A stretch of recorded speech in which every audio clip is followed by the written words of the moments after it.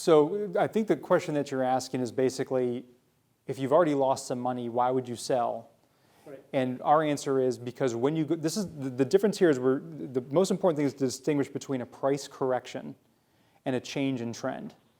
So a change in trend is typically one of those situations that doesn't come along very often, but when it does, you usually have significant losses.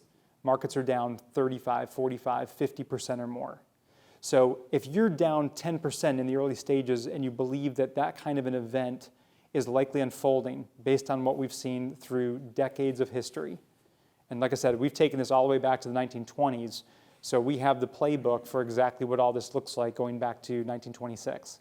So these patterns play over and over and over again. So we want to identify if we've doubled our money, like in the example I gave, 1995 to 2000, you've doubled your money, you've made a bunch of money.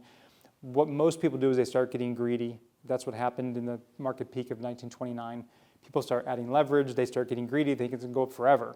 So when it starts going down, you want to recognize that when the last buyer is in and there's no one left to buy, the only thing the market can do is go down. That's just how markets ebb and flow. Capital flows into markets, capital leaves markets. So if this is going to be a significant decline and not a price correction, we want to recognize that as early as we can so we can say it's time to start locking in our profits. Or if we got invested recently, how do we make sure we limit the losses we're going to accept? And the reason the industry, in my opinion, says what it says is because it's a very simple thing to say. It always comes back.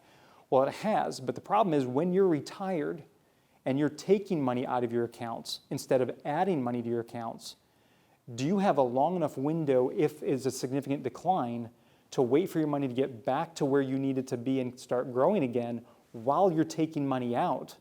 Can you afford to wait? You may not. You may run out of money. So to answer your question directly, we want to make sure that when we see these three phases falling into place in sequence, every time we've looked at that in the past, the kinds of outcomes I've shown you today is what usually transpires.